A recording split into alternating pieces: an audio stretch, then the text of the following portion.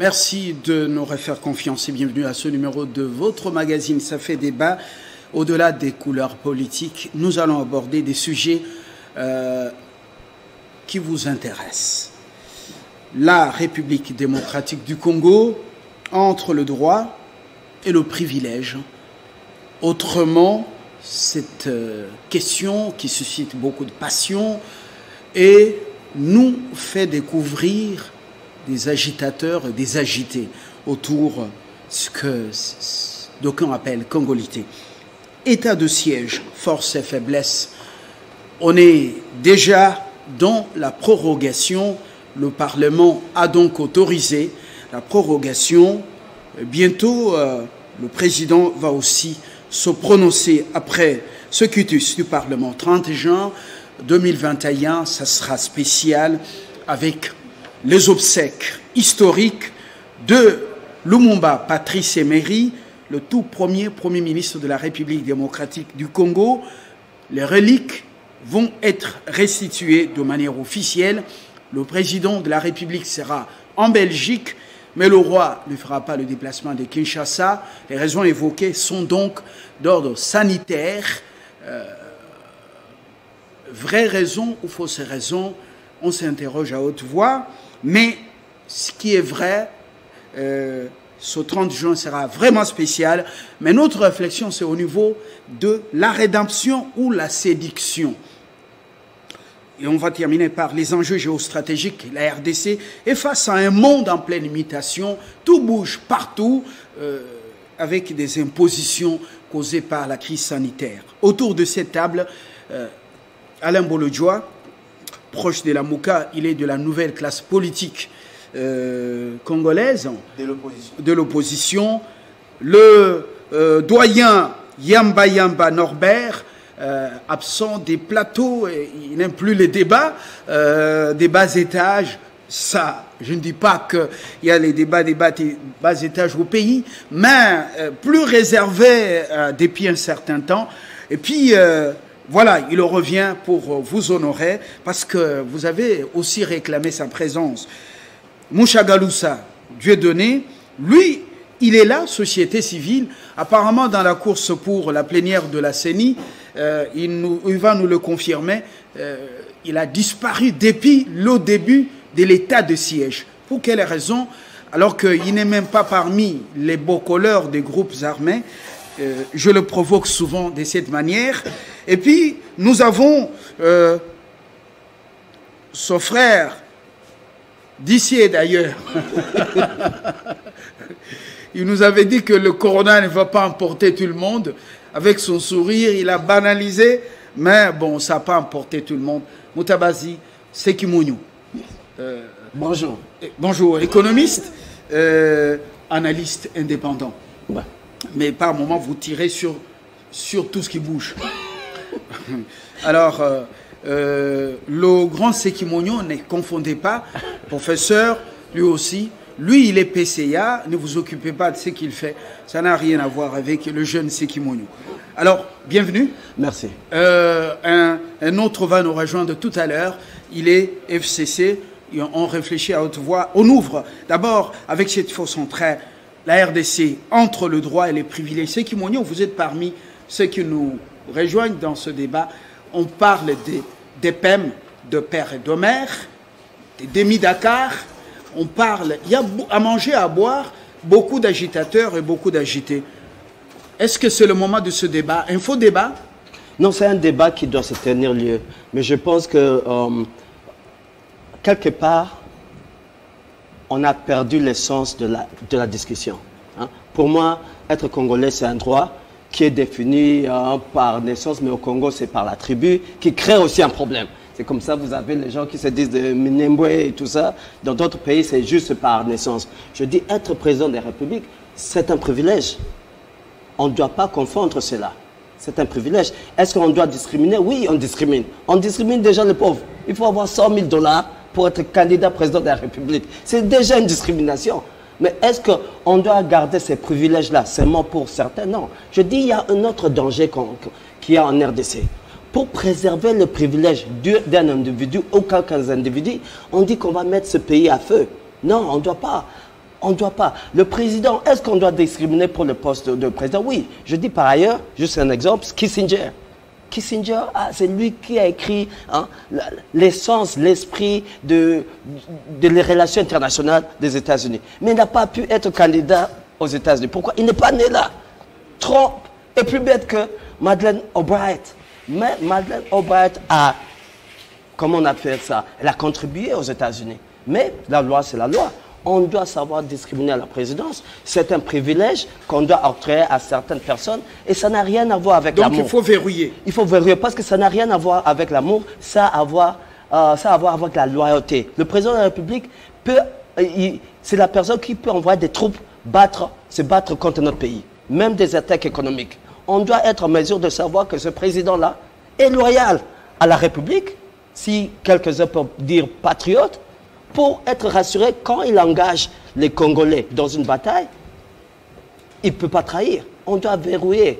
Mais la discussion de la congolais, le terme, en fait, déroute même l'essence de la discussion. Doyen Yamba Yamba. Vous savez, j'ai une approche. Lorsqu'on pose les problèmes, il faut que ce problème soit ressenti pour qu'il devienne finalement un problème. Et vous voyez, les agitateurs et les agités semblent déjà promettre des lendemains difficiles. Je suis très inquiet. Je suis vraiment très inquiet parce que même lorsqu'on fait des discussions, il faut construire les priorités. Ce n'est pas le moment? Je ne pense pas. Je ne pense pas, même si c'est très important. Mais moi, je dis aujourd'hui, alors, aujourd'hui, est-ce que cela est une priorité?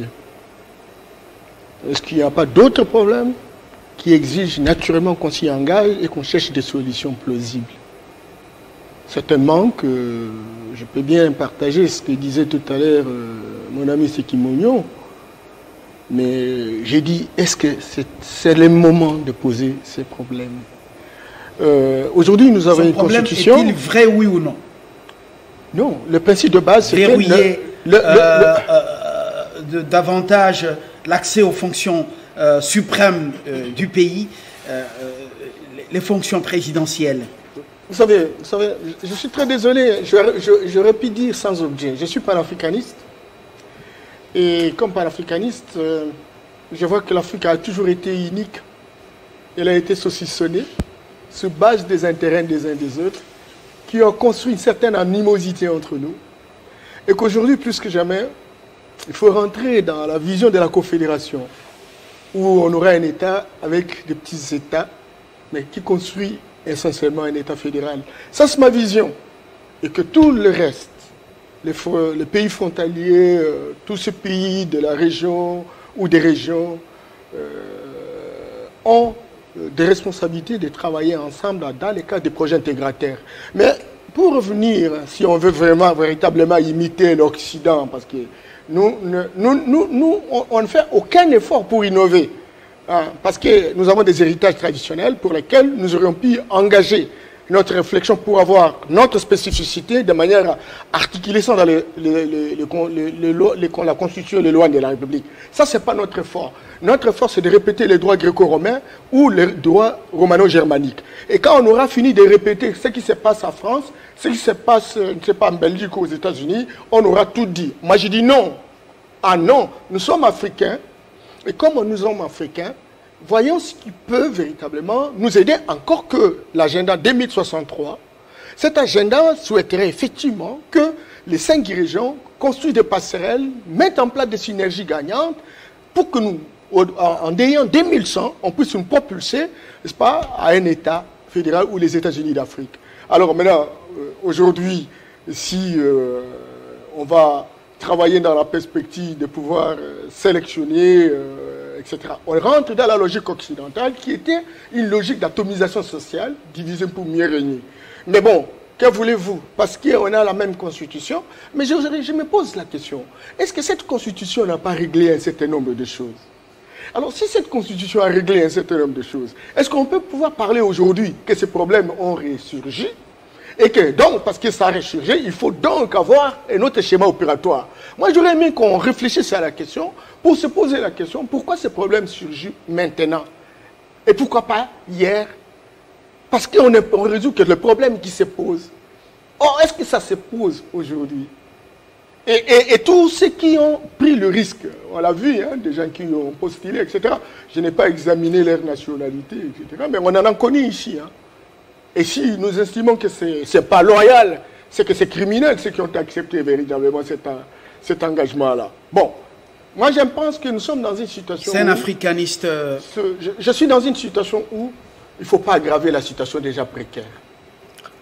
Faisons des priorités et nous allons annexer la grâce pour notre pays. Alain Bolodjoa, bon, moi, entre le droit et le privilège, Norbert Yamba est dans sa peau d'africaniste qui va jusqu'à la suppression des barrières entre nations. L'Afrique doit rester... apparemment, la logique des États-Unis d'Afrique, selon Kadhafi. Et Emmanuel Lukusa, à Yaoundé, une conférence même est prévue la semaine prochaine à Yaoundé sur ça. Oui, je crois qu'il y a du bon dans ce qu'il a dit, surtout en ce qui concerne l'opportunité.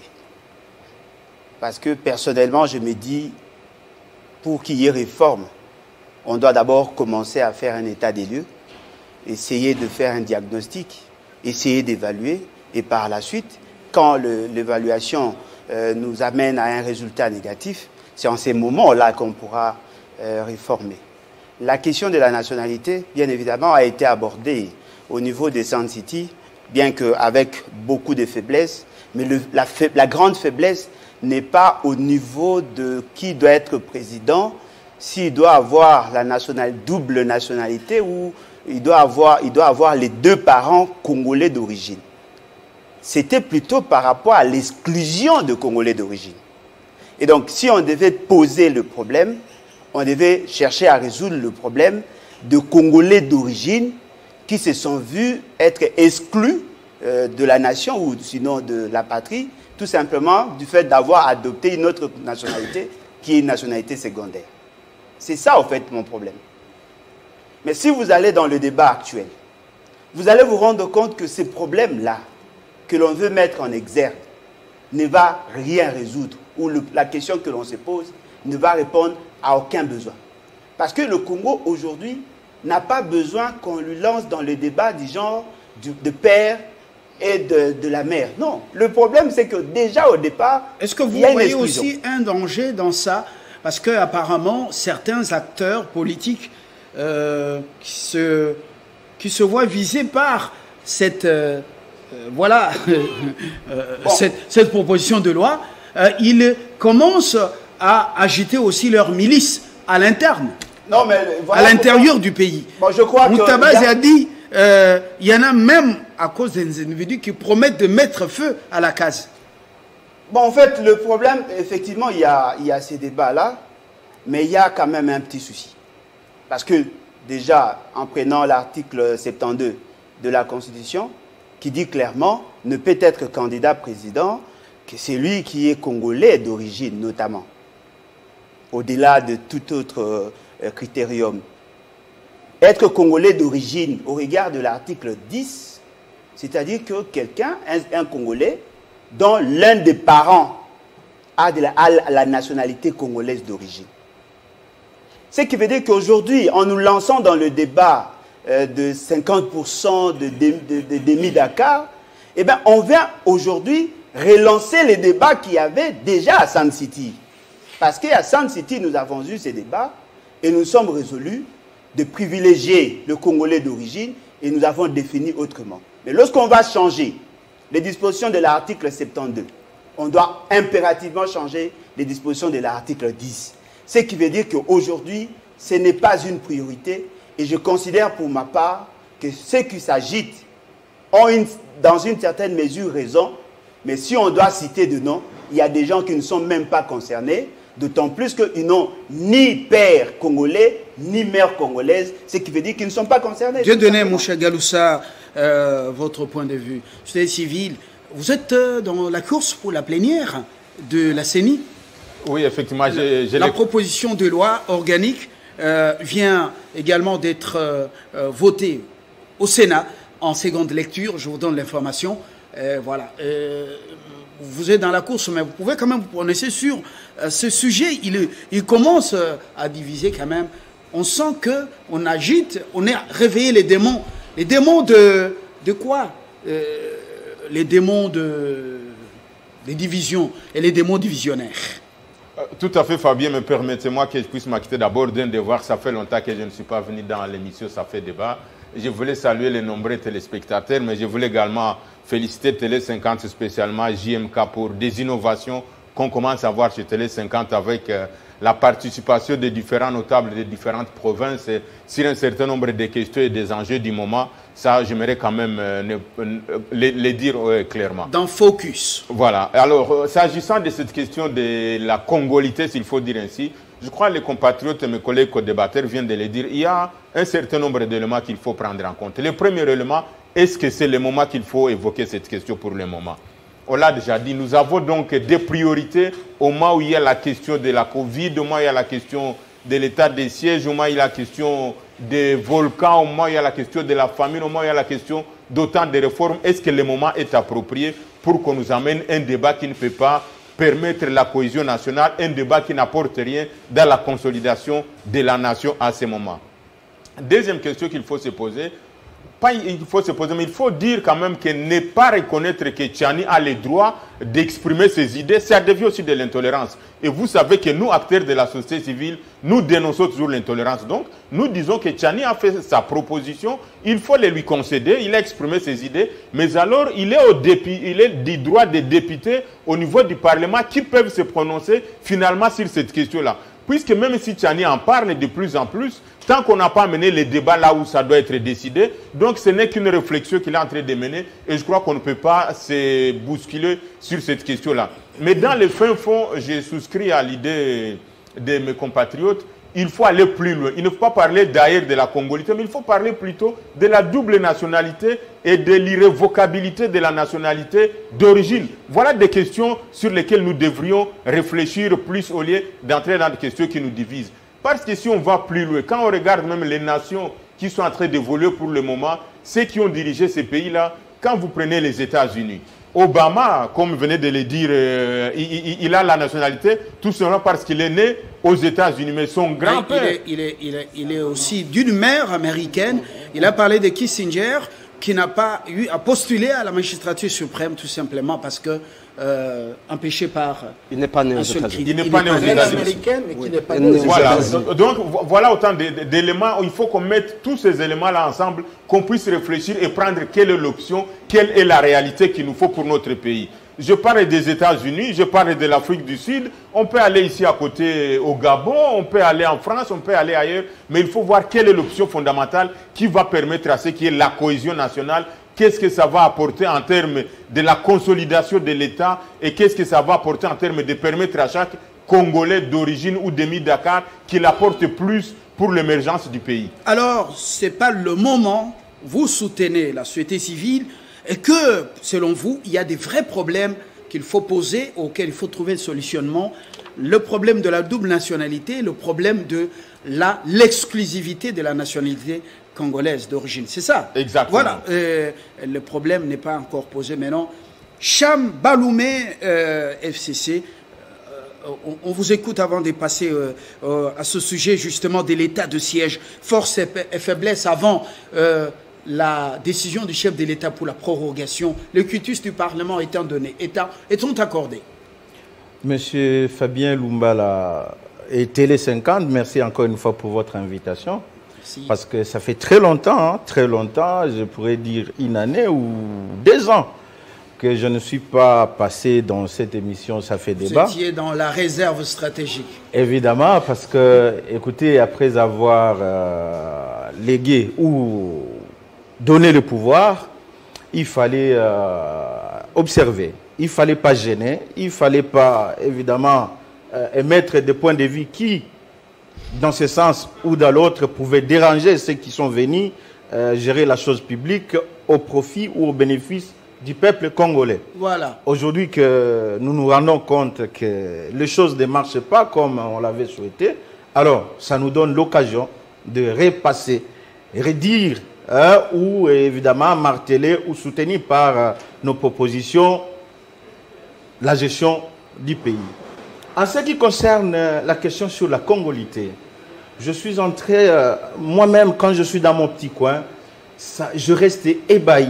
Ça m'étonne que des gens prennent beaucoup de temps sur cette question de savoir qui doit être président de la République, qui ne doit pas l'être. Parce que moi je pense que la constitution de 2006 que nous a donnée Joseph Kabila, cette constitution a tout résolu. La constitution de 2006, si vous prenez le temps de lire article par article, page par page, c'est une œuvre humaine, certes, mais écoutez, cette constitution a tout prévu. Aujourd'hui, pourquoi est-ce que les gens devraient s'attarder sur des questions qui, à mon humble avis, visent seulement certaines têtes, certaines personnes? Qui est visé? Aujourd'hui, qui est visé? Écoutez, j'ai suivi celui qui a soulevé le débat, M. Noël Tchani, un grand économiste qui, d'ailleurs, je ne sais pas pourquoi est-ce qu'il est en train de s'attarder sur cette question, alors que nous avons beaucoup de problèmes économiques où il pouvait proposer, il pouvait donner des propositions et ça pouvait passer sans problème. Vous avez évidemment cette question qui ne vise que les gens comme les Katumbi, les Mouyambo, les quoi. Lui-même, il les appelle un groupe de métis. Hein, un groupe de... C'est pas normal. Nous avons des grands problèmes aujourd'hui qui demandent à ce que nous puissions nous concentrer. À ce moment-ci... Donc c'est un faux problème. C'est un faux problème. À ce moment-ci, il ne faut pas exclure les uns, n'est-ce pas, pour s'accaparer des questions qui, en réalité, ne nous apportent rien. Merci. À ce moment-ci, il faut se concentrer sur des vrais problèmes qui rongent la société, qui nous remettent à genoux. Et je pense que la question sur la congolité, c'est un faux débat. Merci, Cham. On aborde le deuxième sujet. Voilà, état de siège, force et faiblesse, c'est Kimonyo. Juste introduction, 2 secondes pour dire ce n'est pas opportun. Je dis non, c'est opportun. J'aime la discussion qui soit basée sur le fait africain, africanisme, panafricain, on doit ouvrir les portes. Moi, je suis pour fermer les portes. C'est un débat idéologique. Des deux, vous ne comprenez pas l'implication socio-économique du chef de l'État. Il ne faut pas dire que c'est un des problèmes qu'on a, parce que le chef de l'État, c'est lui qui engage beaucoup de structures. Et on doit se dire aussi, peut-être la question qui embête aujourd'hui, c'est une question de loyauté. Peut-être le sous-bassement, c'est la loyauté. Mais c'est pour dire que ce n'est pas une question opportune qui ne va pas résoudre le problème. Non, je dis, on doit en débattre aujourd'hui pour régler certains problèmes dans le futur. Sur l'état de siège, je dis une chose. Force et faiblesse. Je dis, la faiblesse, c'est ceci. Vous ne commencez pas par les forces? Non, je commence par la faiblesse pour dire la force. Permettez-moi. Je dis, la faiblesse, c'est quoi? On a les groupes de protection, tout ça, qui étaient les Maïmaï, qui disaient qu'ils allaient protéger la population. On a le Rwanda, le Burundi, tous ces voisins de l'Est, qui sont habitués à opérer en RDC d'une façon clandestine. Mais est-ce qu'avec l'état de siège, il y aura la transparence? Est-ce que tous ces Maïmaï, qui étaient au début de forces de protection, c'est devenu des forces économiques dans les mines, est-ce que cet état de siège peut donner une certaine raison pour que tout le monde change d'avis? Je ne pense pas. Parce que l'état de siège et la vision ou comment on l'a cadré, c'est beaucoup plus éliminer les forces négatives. On parle des forces rebelles, on parle de ci, on n'a pas parlé de la situation économique qui se vit à l'Est. Je dis, ce qui est sa force, c'est plutôt qu'on a amené un nouveau interlocuteur. Ça veut dire, quand vous voyez à l'Est, il fallait, comme je dis, défragmenter le tribalisme qui existe. Quand vous allez, par exemple, au Nord Kivu, on parle de scission, il y a certaines lois qui, je vais même oublier la loi, qui interdit, par exemple, les Hutus d'aller au Grand Nord. Et il y a un Indé qui, quand il achète une ferme à Rutshuru, on le regarde de mauvais œil, le président de l'Assemblée, mais avec le nouveau gouverneur qui est neutre, ça permet que tous ces groupes trouvent un interlocuteur qui n'est pas bias de présenter leur cahier de charge.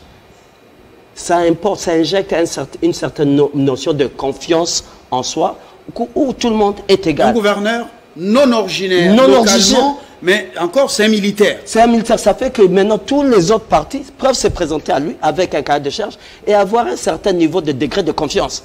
Mais quand vous avez l'arbitre qu'on accuse déjà d'être parti pris, ce qui fait qu'il n'y avait pas un sentiment de confiance. Nyiragongo, son volcan, se sont invités dans l'état de siège. Moralité, les soi-disant bocoleurs ou éleveurs des groupes armés, entre guillemets, sont allés rejoindre le coin pour, voilà, tout ça. Est-ce que Nyiragongo a affaibli l'état de siège et a compromis les résultats? Norbert Yambayama. Merci beaucoup. Je voudrais, parce que j'ai entendu dans les couloirs ici, dire que lorsqu'il y a des réformes, si ça fait du bien au président Tshisekedi, il accepte, il laisse faire, et si ça ne lui fait pas bien, donc on engage les réformes. Et là, je voudrais rejoindre naturellement mon ami Chagaloucha, qui disait que Tchani, c'est un ancien candidat président de la République. Il a un projet, il a un agenda, il a une offre politique. De son droit, en tant que citoyen responsable, de brandir ses propositions sur la place publique. Le faire, ce n'est pas un crime de lèse-majesté, bien au contraire. On a besoin que ces différentes propositions soient faites. Certainement que je ne voudrais pas me poser la question sur l'opportunité et la période, etc. Mais ça reste une question de fond qui rentre naturellement dans ces différentes propositions. Alors, ce que je voudrais dire par rapport et terminer par rapport à cette question, c'est qu'il faut qu'on arrête d'aller dans les débats des caniveaux ou des quartiers autour de la responsabilisation de l'IDPS comme robotisant, n'est-ce pas, la personne de Tchani. Il n'a jamais été question. L'IDPS ne manque pas de gens intelligents. Fut-il économiste, fut-il juriste, il y en a à Gogo, il y a toute une banque de données. Et si on veut véritablement engager des réformes, il y a des hommes et des femmes, il y a des commissions à l'intérieur de l'IDPS qui peuvent faire ce travail-là. Et ce que fait Tchani, ça relève véritablement de sa citoyenneté.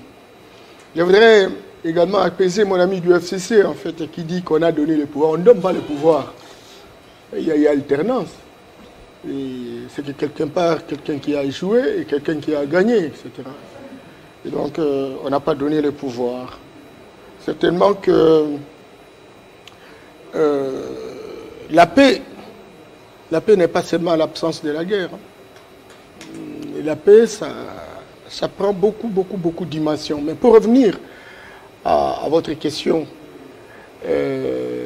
l'état des sièges, moi, ça m'a fait un tout petit peu choquer parce que lorsque les gens pensent qu'on a pris l'état de siège, parce simplement parce que, bon, c'est une manière de faire. Ah non. On sait bien qu'on a commencé par une série de mesures, non? N'est-ce pas, autrefois, il y avait 11 000 militaires à l'Est, à Béni, mais on est parti de 11 à 21 000 militaires. N'est-ce pas, il y avait des états-majors à Béni. On a dit non, il y a complicité, ben écoutez, il faut changer. On en a changé, non? N'est-ce pas, il y avait un problème de solde. On a donné les soldes, on a payé les soldes. Il y a eu un problème de rinquinquer véritablement les équipements militaires. Et c'est ce qui a été fait. Mais malheureusement, ce n'est toujours pas terminé, ces tueries, etc. Qui rentrent dans la logique d'une guerre asymétrique, d'une guerre non conventionnelle. Alors on se dit, est-ce qu'il n'y a pas moyen, pour la rapidité et l'efficacité de l'action, responsabiliser les militaires? On est en train de tenter une expérience avec les militaires, dont on croit avoir une puissance additionnelle pour amener plus de solutions par rapport à la question. Et donc, ces militaires-là, ils n'ont pas encore fait 2 mois. Certainement que lorsqu'on veut analyser le volume d'actions réalisées, par rapport à la situation antérieure, on est en train de dédramatiser. Certainement qu'il ne manquait pas des incursions. Ça, c'est évident, mais ça ne peut pas se terminer. Quelque chose qui a été boutiqué pendant 18 ans, on ne peut pas la terminer en 1 minute ou en 2 jours. Mais on voit comment on est en train de quadriller. Mais croyez-moi, nous sommes dans une logique asymétrique. Demain, on ne sait jamais, on va y mettre un peu plus d'intelligence, on va y mettre un peu plus de stratégie. On est en train d'avancer lentement, mais sûrement. Alors maintenant, faiblesse. Certainement que vous dites qu'il faut ressortir ça pour permettre à l'autorité de décider davantage. La faiblesse, je ne sais pas, jusqu'à preuve du contraire, il faut leur donner le temps, il faut laisser le temps au temps. Mais la question que vous parlez de volcan, Nirangongo, est venue certainement aggraver la situation déjà précaire. Mais ce qui est plus important, c'est que la situation est sous contrôle. Il y a eu des mesures urgentes et qui ont été prises dans la perspective de pouvoir décrisper la situation. Aujourd'hui, sincèrement, par rapport à ça, les mesures ont été prises. Vous pouvez vous rappeler, semble-t-il, parce que les gens reviennent sur l'observatoire, etc. Or, les gens même ne font pas l'historicité de la question. C'est très clair que les études qui ont été faites dans les 100 ans ont démontré que chaque 30 ans, il y a résurgence, n'est-ce pas, de cette éruption, n'est-ce pas, volcanique. Mais pour le cas de cette fois-ci, au moment où on attend 30 ans, on est à 25 ans, et nous avons un avorton, c'est ce qu'on appelle un volcan, une éruption prématurée. Certainement qu'il y a eu des petits soucis avec les équipements, le paiement, des experts, etc. Mais le gouvernement antérieur endosse la responsabilité par rapport à ça, parce que c'est le gouvernement antérieur qui n'avait pas le cœur dans l'ouvrage, ça c'est évident, et qui a beaucoup gelé un certain nombre de choses, et qui n'avait pas l'efficacité au niveau de l'action, il n'y a pas eu efficience. Et donc, mais aujourd'hui, on ne va pas nous rappeler de ce qui a de la lenteur et de l'inefficacité du gouvernement antérieur. Les décisions ont été prises, il n'y a même pas plus de 35 jours. Et voilà, on est en train d'avancer. Il faut encourager. A permis quand même à Alain Bolodjoa, aux différents acteurs de rejoindre le coin, l'est du pays, alors que le président de l'Assemblée nationale avait dit quittez les groupes armés, désolidarisez-vous des groupes armés, sans nommer les beaux colleurs de ces groupes armés. Alain, force et faiblesse de l'état de siège. Bon, moi, je crois qu'il y a plus de faiblesses que de points forts. Parce que s'il y avait plus de points forts, on allait sentir l'amélioration de conditions là-bas. On continue à dénombrer les morts et nous sentons qu'il y a effectivement beaucoup de faiblesses. Il n'y a rien qui a changé en bien. Non, mais j'ai dit il y a plus de faiblesses. Depuis l'arrivée des administrateurs des territoires militaires, des maires, gouverneurs. Il y a plus de faiblesses justement parce que ceux qui ont pris cette grande décision n'ont pas pris le soin d'analyser en profondeur la question. Et aujourd'hui, vous avez compris, quand mon aîné Norbert Yambamba a pris la parole, il a tout simplement dit en résumé, si je peux le paraphraser, c'est par essai-erreur.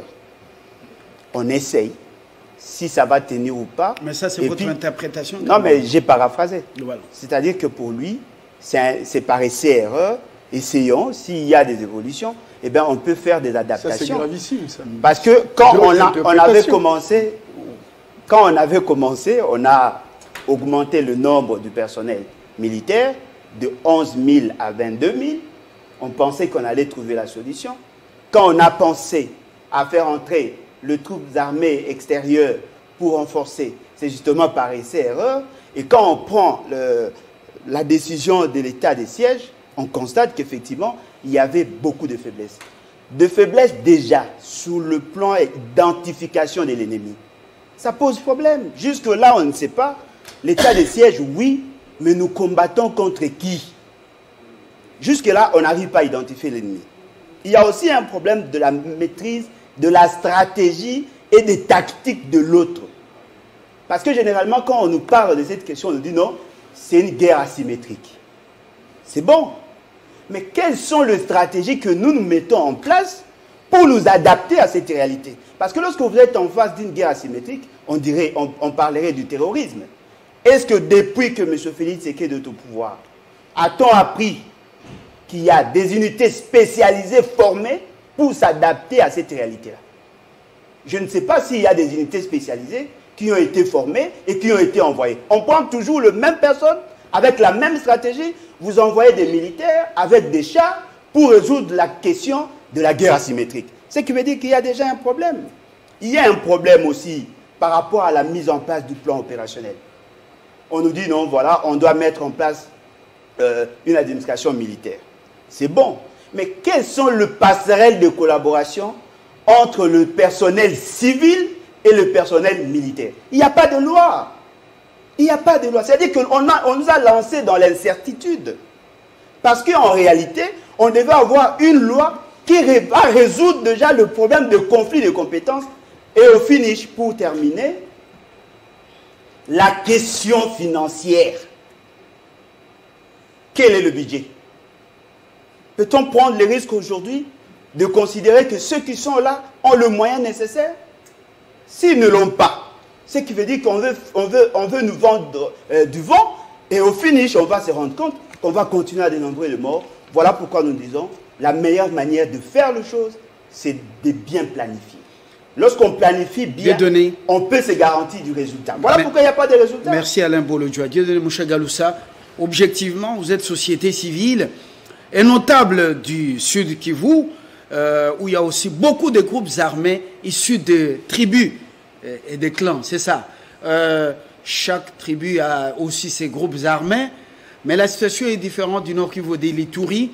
Objectivement, comment analysez-vous la situation depuis que l'état d'urgence a été décrété, force et faiblesse? Tout à fait, Fabien. Vraiment, objectivement et au-delà des émotions et des sentiments et des intérêts divergents ou convergents, il faut dire que nous avons, en toute objectivité, salué l'option qui n'avait pas encore été expérimentée en termes de mettre fin aux différentes tueries, aux massacres et à la guerre à l'Est. Nous avons salué le fait que le chef de l'État a décidé de décréter un état de siège dans ces deux provinces où il y a recrudescence tout le temps de ce que nous venons de décrire. Ça a été déjà dit, vous avez beaucoup salué. Non, nous devons encore le dire. Quand les choses sont bien, il faut le dire ainsi.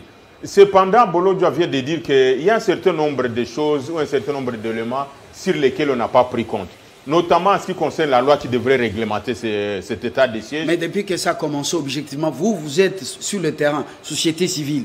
Est-ce qu'il n'y a pas des avancées notables? Effectivement, quand on a pris cette décision ou cette ordonnance de mettre l'état de siège, on n'a pas tenu compte d'un certain nombre de paramètres. Notamment, on n'a pas associé les acteurs clés ou les acteurs sociaux ou les acteurs économiques en amont avant de décider sur cette question-là. Ce qui fait que je peux vous le dire aujourd'hui, en toute objectivité, je pense que ceux qui entourent le président de la République ne sont pas en train de l'aider pour que cet état de siège puisse réussir parce qu'il est en train d'échouer.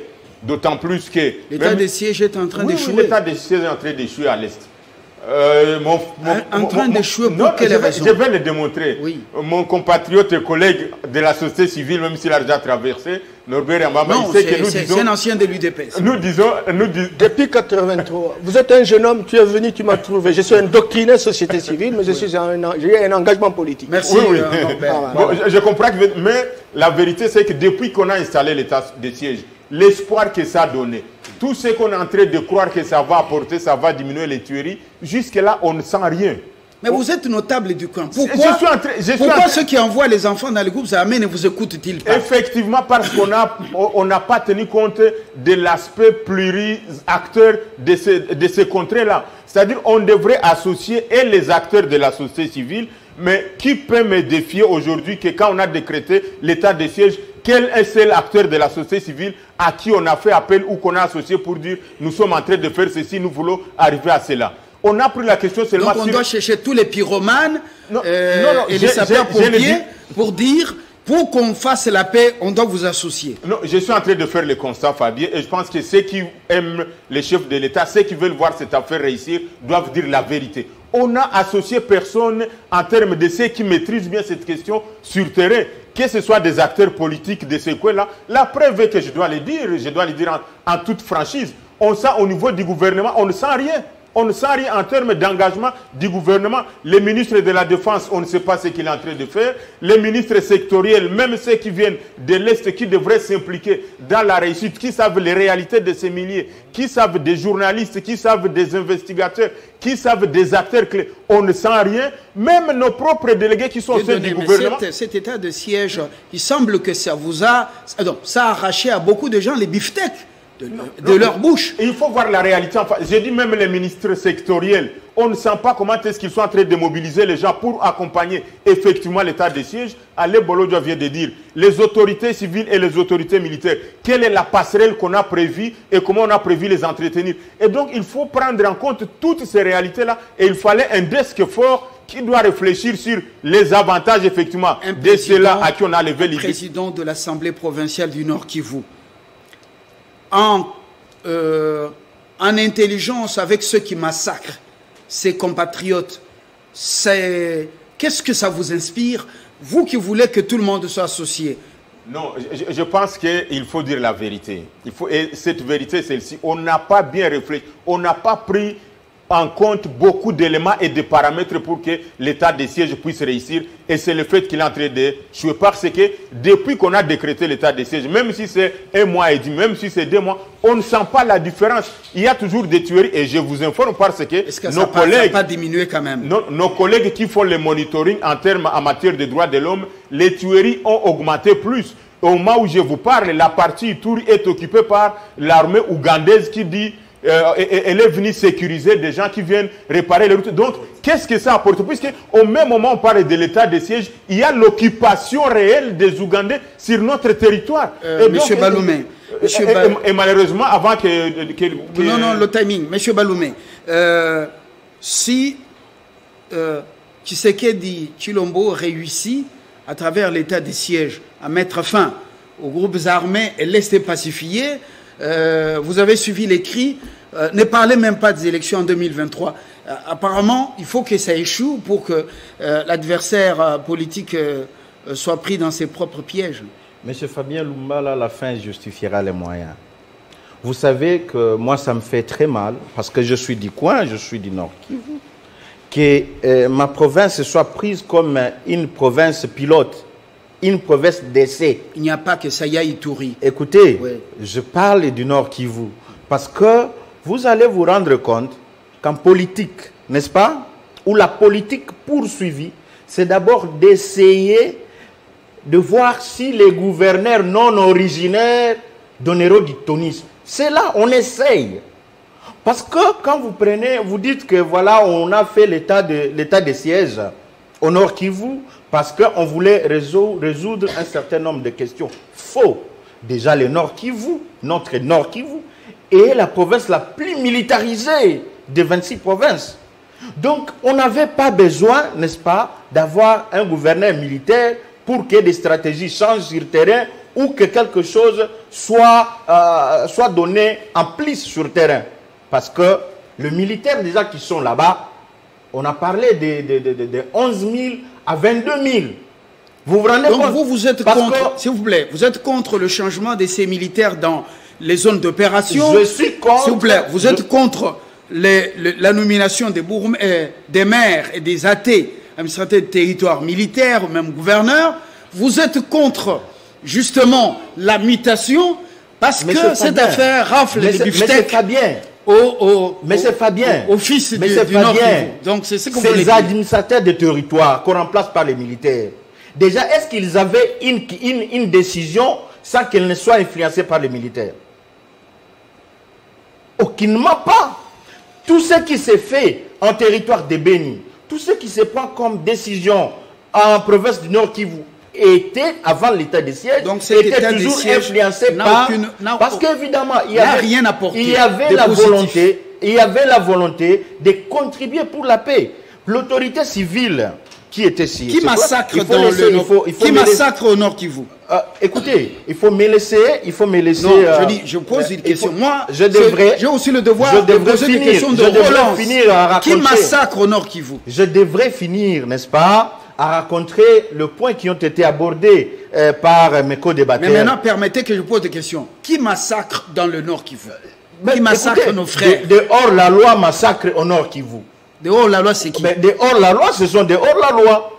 Alors, vous avez besoin, ce sont des hors-la-loi. Alors, je voudrais ici souligner le point, la plus grande faiblesse de cette décision de la mise en place de l'état de droit, c'est la faiblesse diplomatique. C'est l'état de siège. L'état de siège, excusez-moi. La faiblesse diplomatique. Vous avez la province de l'Ituri qui a une frontière avec les Soudan du Sud, mais aussi avec l'Ouganda. Vous avez le Nord Kivu qui a une frontière, une limite avec l'Ouganda, mais aussi avec le Rwanda. Dites-nous, comment vous voulez trouver des solutions à l'insécurité au Nord Kivu sans faire contribuer, sans faire participer les Rwandais? Parce que nous sommes de là. Donc vous êtes le porte-parole des Kagame qui soutient éventuellement que l'armée rwandaise intervienne. Comment vous voulez trouver des solutions à l'insécurité à Beni sans faire participer l'Ouganda? Écoutez, je vais revenir. Les richesses qui sont pillées passent par quel pays? Je vais revenir sur des propos de Nicolas Sarkozy lors de sa visite ici, que le Congo sera toujours un pays instable tant que ce pays, n'est-ce pas, n'associera pas ses voisins. Ne nous amenez pas Sarkozy comme un modèle, un discours. Non, je n'ai vision de propriétaires terriens. Écoutez, et qui amène la confusion. S'il vous plaît. Non, vous m'arrachez la parole pour la donner à l'idée. C'est la vision des propriétaires terriens du Nord Kivu qui accusent tout le temps le Rwanda, mais qui est en complicité qui sont en complicité avec les sous-traitants de la sous-région. Et qui visiblement, quand on veut véritablement le booster dehors, et donc il revient pour dire non, négocier avec eux. Nous sommes en train d'aborder les vrais problèmes. Les vrais problèmes. Monsieur Baloumé. Est-ce que je peux donner un autre son de cloche? Parce que je suis aussi du Nord Kivu. Monsieur Moutabassi, dites-nous, le discours tenu par Kagame en France, apparemment il est relayé ici pour mettre fin à l'insécurité. Mais sous Joseph Kabila, on a fait appel au Rwanda. Et les résultats, vous les connaissez? Je veux dire ceci. Moi, je suis aussi du Nord Kivu. Je suis du Nord Kivu. Et nous sommes Congolais. Non. Pour donner un certain aspect de ceci. Je voulais dire ceci. Tous les systèmes sont essais et on essaye. Essai-erreur? Non, c'est essai. On essaie partout. Il n'y a aucun projet établi où c'est garanti. Ça va réussir. Partout. Tout est essai. Je veux d'abord dire ça. Quand ça réussit, c'est que ça réussit. Quand il y a une erreur, on apprend de cela. De deux, je suis du Nord Kivu. Dire qu'on ne peut pas résoudre le problème du Nord Kivu, on doit impliquer le Rwanda et l'Ouganda. Ça me touche, moi, personnellement. Je dis, Monsieur Baloumé, on est un État grand. Il faut comprendre les sentiments, certaines relations à l'Est. J'essaie de me calmer parce que je me suis dit, c'est pas normal qu'on dise, pour résoudre un problème au Congo, on doit amener le Rwanda. Le problème, moi je dis pourquoi ça a été le point fort de l'état de siège, c'est celui-ci. Si on n'avait pas utilisé l'état de siège au Nord Kivu, le status quo ne permettait pas même de bouger d'1 centimètre la paix. Une opportunité, une vision de paix. C'était tellement tribal. Le Nord Kivu est une des provinces les plus tribales divisées. Vous pensez, on a coupé le Kivu en 3. Et maintenant, certains veulent couper le Nord Kivu en 2. Il y a des lois qui permettent pas un Mouchi. Un Chi peut aller à Beni, pas un Hutu. Un Nandais, s'il achète un champ à Rutshuru, on est fâché. On avait besoin d'un interlocuteur, pour recadrer, pour un peu appuyer. Donc un gouverneur militaire. Un militaire ou non militaire. Le problème que moi j'ai, c'est ceci. Si vous allez à Beni, je dis le vrai problème qu'on devait faire, l'offensive, ça devait être économique. C'est la différence que moi j'ai. Je dis non, il faut une offensive économique parce que le vrai problème de l'Est, le vrai problème du Nord Kivu, c'est la pauvreté. C'est la bataille des ressources qui sont limitées. Il y a aussi des sentiments qui sont primitifs, tribaux. Les sentiments primitifs qui enflamment la situation. Donc, l'état de siège a déjà échoué ou va échouer parce qu'on n'a pas impliqué le Rwanda et l'Ouganda. Moi je dis non. Moi, je dis, il faut la diplomatie. Non, je dis on peut recadrer avec le temps. Mais dire qu'on doit amener le Rwanda, le Burundi, non. Parce que le grand problème, est-ce qu'ils seront transparents? Ils sont habitués à faire des choix clandestins.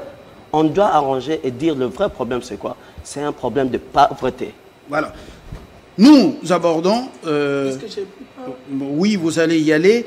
30 juin, ça sera spécial à Kinshasa, parce qu'après le tour de reliques de Lumumba, Shila Tembo dans le Haut-Katanga, éventuellement Lumumba-Ville dans le Sankuru, ça sera donc le point de chute.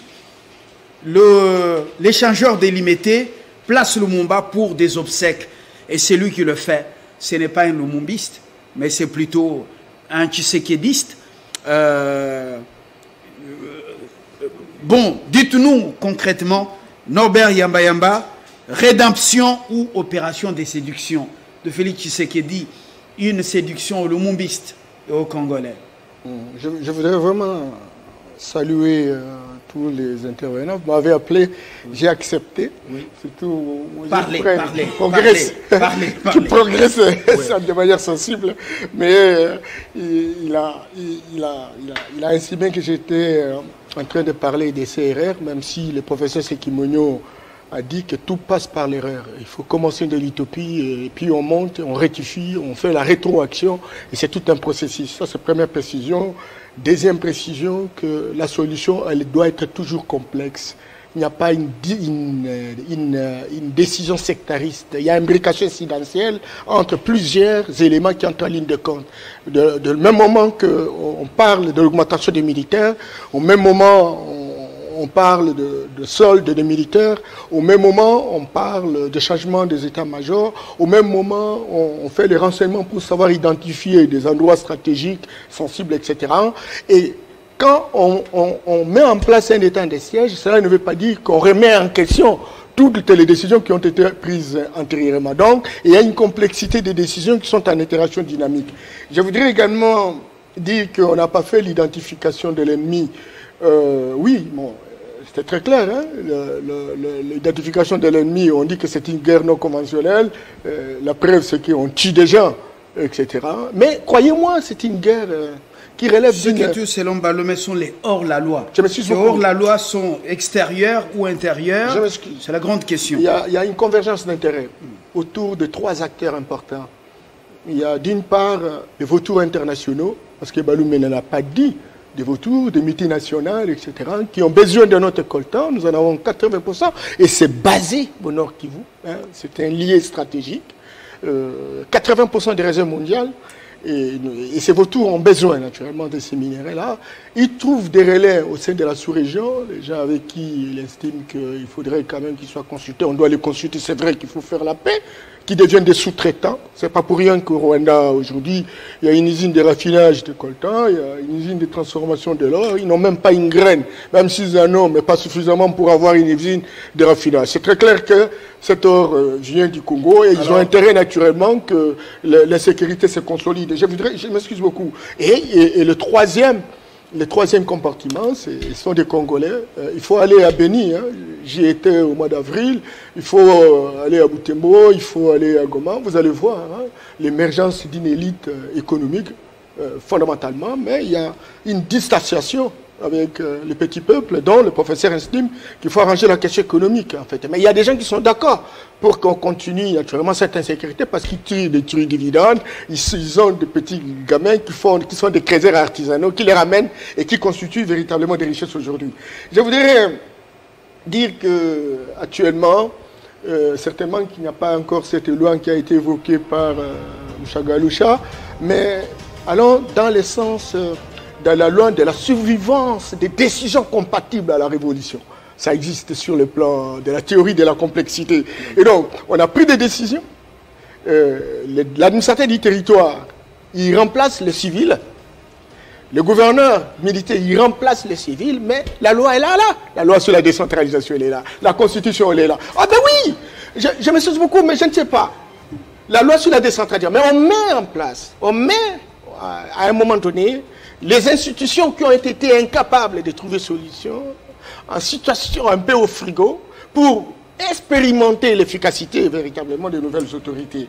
Et donc, je pense qu'aujourd'hui, on est en train véritablement d'avancer. Je termine en disant que, chers frères, il faut me donner un peu du temps. Vous avez, il y a le FCC, il y a une triangulation qui constitue une sorte de solidarité par genre. Non, c'est la société. Je connais Moucha Galoucha. Je m'excuse beaucoup. En l'invitant, je m'excuse beaucoup. Il a dit que moi j'ai traversé. Je suis parmi les hommes les plus crédibles de la République. Personne ne m'a jamais vu dans un bureau d'un homme politique en train de chercher quoi que ce soit. Mais je connais mon frère. Hein? Je connais ce qu'il fait, ses actes, etc. Bon, pas d'attaque personnelle. Non, parce qu'il a dit qu'il a. J'ai traversé. Et pourtant, il aurait pu me respecter. Il aurait pu me respecter. Il faut avoir des hommes un peu crédibles dans le pays. On ne peut pas les chambouler comme ça. C'est pas bon. Quand vous avez un homme qui a plus de 60 ans aujourd'hui et qui est resté sur son coin et qui continue à vivre, ça vivre de la politique. Délit de PS. Oui, je suis délit de PS. Alors, depuis. Donc, moi, je n'ai pas traversé. Je voudrais, n'est-ce pas, dire qu'il n'y a pas des ONG des droits de l'homme qui ont donné des chiffres où on voit les volumes, etc. Non. Voilà cette ONG de droits de l'homme qui est allée faire la comptabilité sur les terrains. Nous terminons. Donc aujourd'hui, c'est très clair que tout compte fait, toute comptabilité faite, le chiffre de tuerie est revu à la baisse. Et donc, ce n'est pas pour autant que nous devons nous réjouir, nous devons nous battre pour qu'effectivement, que les choses changent. Certainement que mon ami qui parlait de Sarkozy, peut-être qu'il a été très mal interprété, je continue à croire que, comme panafricaniste, qu'il existe des choses pour lesquelles nous pouvons travailler ensemble avec les voisins. Regardez le gaz méthane qui est exploité dans le lac Kivu. Ça fait beaucoup d'argent. Non, je ne peux donner plus la parole. Oui. Et le Rwanda est en train d'exploiter ça. On aurait pu avoir un projet intégrateur. Et ce n'est pas le professeur Sekimonyo qui peut me contester par rapport à ça. Et moi, j'ai toujours dit que dans les régions ou dans les sous-régions, il faut des projets fédérateurs. Et si on a des projets fédérateurs, c'est cimenté par des intérêts économiques et on va se respecter mutuellement. Est-ce que la question de la 60 n'est pas... Bon, vous avez dit que je ne vous accorde plus la parole. Non, cette question doit être répondue quand même. Bolondjoa, 31, ça sera spécial. Séduction ou rédemption, parce que quand même, Lumumba va connaître les obsèques à travers ces reliques. Bon, je crois que, bien que je voulais intervenir sur la deuxième question, mais je voudrais plutôt dire par rapport à cette question-là. Non. Oui, j'évolue. S'il vous plaît. Oui, j'évolue. Je vais dire, cette question relance plusieurs débats à la fois. Moi, je considère Lumumba comme un modèle. Quelqu'un qui s'est battu pour la République, qui a été tué parce qu'il défendait la République. La moindre de choses, avant d'enterrer ce que vous appelez relique, il fallait d'abord procéder par un procès. Parce que vous risquez d'enterrer un criminel. Il a été jugé par les centres d'intérêt. Il a été tué par les centres d'intérêt et vous vous précipitez à aller l'enterrer. Et là, je ne sais pas si ce sont ces vraies dents, mais ce qui est vrai, la procédure est la meilleure, serait d'abord d'ouvrir un procès. S'il faut la quitter et par la suite l'enterrer et probablement ouvrir un autre procès pour sanctionner ceux qui l'ont tué. Parce que vous avez dit ici que dans la démarche de M. Félix Tshisekedi, il voulait assez que le roi des Belges vienne ici. Mais c'est la Belgique qui a tué Lumumba. C'est la Belgique qui a tué Lumumba. Et parmi les responsables au niveau local, il y a le père fondateur de l'UDPS. Nous ne pouvons pas accepter qu'on humilie Lumumba à ce point. Vous l'avez laissé être tué comme un crapaud et vous venez aujourd'hui pour nous dire non, voilà, nous voulons l'enterrer. Vous n'avez pas le droit de l'enterrer. Ça, c'est simple. Lumumba sera enterré par les Lumumbistes, pas les Mobutistes. Tshisekedi, c'est un Mobutiste ils ont participé dans tout ce qui s'est fait, nous ne pouvons pas accepter. Voilà. Tout à fait, Fabien. Je Je vois qu'il ne reste plus que 30 secondes. Je voulais quand même dire que mon souci permanent, c'est toujours d'amener la paix et de contribuer à la restauration. Ne parlez pas de vous-même, nous parlons des 30 juin. Donc, par rapport à l'état des cieux, tout ce que nous sommes en train de dire... Non, reliques de Lumumba, s'il vous plaît. Ok, pour parler des reliques de Lumumba, donc, il faut dire seulement 2 éléments. Le premier élément, c'est que nous sommes d'accord qu'il faut effectivement concilier, s'il faut dire ainsi, le peuple avec l'histoire. Parce que beaucoup de jeunes ont appris Lumumba et tout. On ne parle pas de qu'est-ce que ça devrait être fait après sa mort. Et ce qu'on vient de prendre comme disposition d'enterrer ces reliques, il faut saluer ça. Et ça permettrait à ce que les gens peuvent venir en pèlerinage ou aller visiter ou ceci ou cela. Non, s'il vous plaît. Non, j'y arrive. La volonté d'abord, il faut dire que l'intention d'abord est bonne.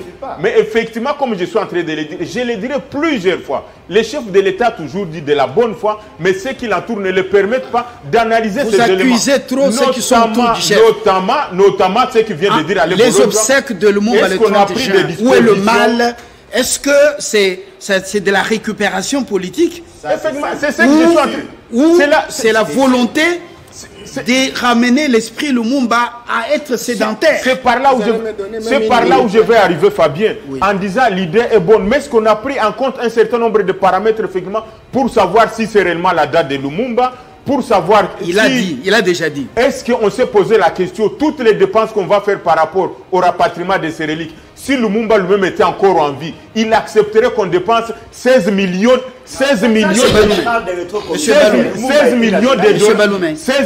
dollars au moment où il y a la pas des preuves de 16 millions.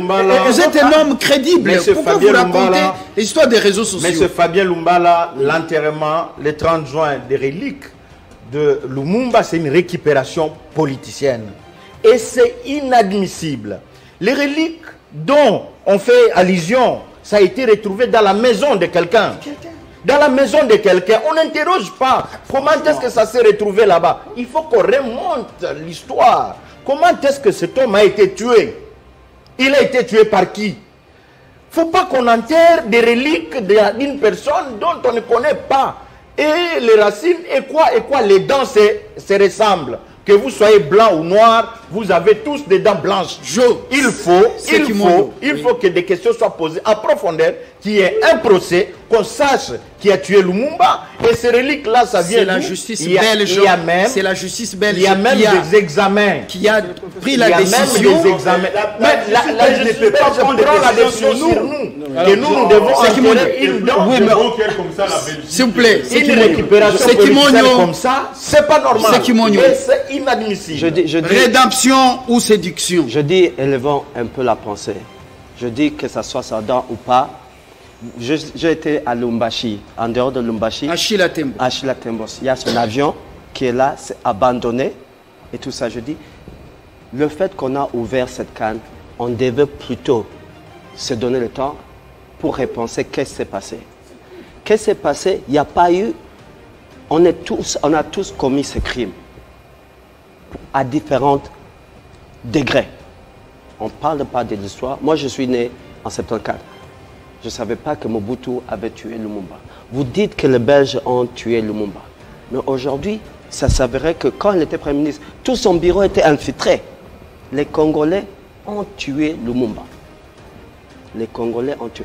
Tant qu'on nie ça, tant qu'on n'ouvre pas... Tant qu'on n'ouvre pas ce débat, il y aura le même crime. Je dis qu'on amène ces dents ou pas, c'est une occasion d'en parler, d'élever le débat national. Donc pour vous, ce n'est pas une séduction? Pour moi, ce n'est pas une séduction. Pour moi, c'est une occasion de parler de l'histoire et surtout de rappeler le rêve de Lumumba. Le rêve de Lumumba, c'était... Le rêve de Lumumba, c'était beaucoup plus une question socio-économique. Oui. Il a parlé de développement. Oui. Si vous battez aujourd'hui pour la question politique, c'est ce qui a tué Lumumba. Pour honorer Lumumba, parlons le rêve de Lumumba, apprécions l'histoire, révisitons ce qui s'est passé, et après on comprendra de là où est-ce qu'on peut aller. Oui. Non, je voudrais... Un petit mot en boucle. Oui, je voudrais constater que l'élite politique ne sait pas ce qu'il veut. Tantôt, ils disent que c'est la Belgique qui a tué. Mon jeune frère parle même que pourquoi le roi doit venir parce qu'il a tué. Et curieusement, il dit que c'est Tshisekedi. Pourquoi Tshisekedi qui a tué Lumumba doit pouvoir l'installer, etc. S'il vous plaît, s'il vous plaît. Et donc, par rapport à ça, parce qu'on est tous à l'école, c'est très clair. Les travaux de la conférence nationale ont fait des investigations par rapport à ces questions. Tshisekedi était vice-ministre de la justice. Liaoki était le titulaire. Il n'a jamais été question, associé ni de près ni de loin. Il faudrait que ce débat soit terminé. Je vous en parle parce que je suis. Non, je m'excuse. Je m'excuse beaucoup. Est-ce que vous ne pouvez pas laisser parler? Non, oui, nous parlons de Lumumba. Il y avait un gouvernement. S'il vous plaît. Il y avait un gouvernement. S'il vous plaît. Dans ce gouvernement, vous êtes déjà lumumbiste? Excusez. Non, mais nous tous, moi personnellement, je l'ai. C'est bon. Alors, terminez. Que je termine. Oui, terminez. Je suis malheureux parce que c'est un lumumbiste, kabiliste, mais qui visiblement, je m'excuse beaucoup, mais quand même, tu m'appelais plus comme ça. Donc, c'est un lumumbiste kabiliste qui ont eu 18 ans, 24 ans, ils n'ont pas honoré Lumumba.